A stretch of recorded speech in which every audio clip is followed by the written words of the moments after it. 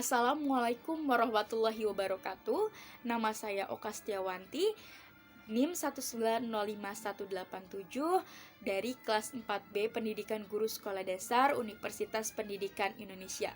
Tujuan saya membuat video ini adalah untuk memenuhi tugas ujian tengah semester mata kuliah Kebijakan dan Inovasi Pendidikan yang diampu oleh Bapak Dr. Haji Agus Muharram MPD dan Ibu Wina Mustika Ati MPD.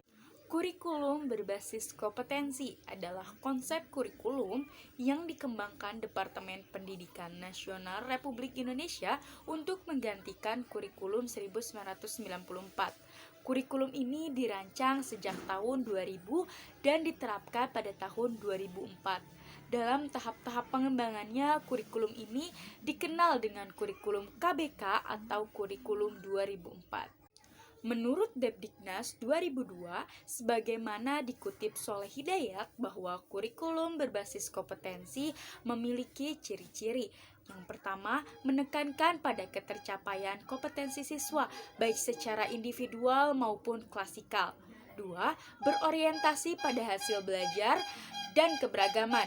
Yang ketiga, penyampaian pembelajaran menggunakan pendekatan dan metode yang bervariasi. Yang keempat, sumber belajar bukan hanya guru, tetapi juga sumber belajar lainnya yang memenuhi unsur edukatif. Yang kelima, penilaian menekankan pada proses dan hasil belajar dalam upaya penguasaan atau pencapaian suatu kompetensi. Pengembangan kurikulum berbasis kompetensi. Yang pertama, asas pengembangan KBK. Pengembangan kurikulum berbasis kompetensi didasarkan pada 3 aspek pokok. Yang pertama, asas filosofis berkenaan dengan nilai yang berlaku di masyarakat. Sistem nilai erat kaitannya dengan arah dan tujuan yang mesti dicapai.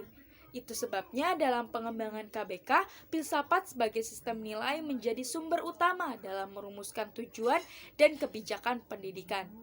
Yang kedua, asas psikologis berhubungan dengan aspek kejiwaan dan perkembangan peserta didik. Secara psikologis, anak didik memiliki perbedaan, baik minat, bakat, maupun potensi yang dimilikinya.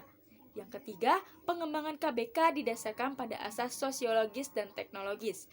Hal ini berdasarkan pada asumsi bahwa sekolah berfungsi untuk mempersiapkan anak didik agar mereka dapat berperan aktif di masyarakat. Dalam pengembangan KBK memperhatikan berbagai prinsip.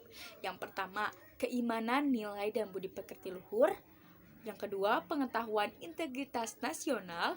Yang ketiga, keseimbangan etika, logika, estetika, dan kinestetika pengembangan. Yang keempat, kesamaan memperoleh kesempatan. Yang kelima, abad pengetahuan dan teknologi informasi. Yang keenam, pengembangan keterampilan untuk hidup.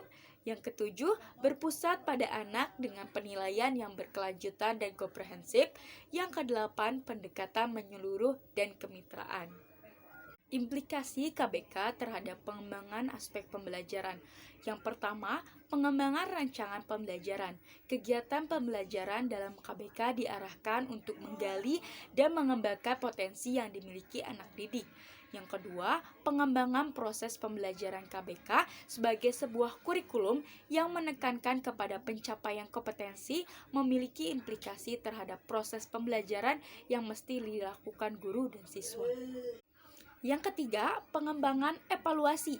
Evaluasi merupakan suatu proses memberikan pertimbangan mengenai nilai dan arti sesuatu yang dipertimbangkan seperti orang, benda, kegiatan, keadaan, kesatuan tertentu. Yang keempat, pengembangan kecakapan hidup yang meliputi keterampilan diri, keterampilan berpikir rasional, keterampilan sosial, keterampilan akademik, dan keterampilan vokasional.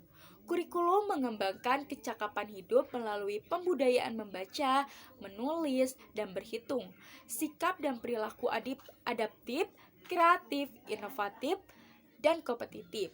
Yang kelima, pilar pendidikan.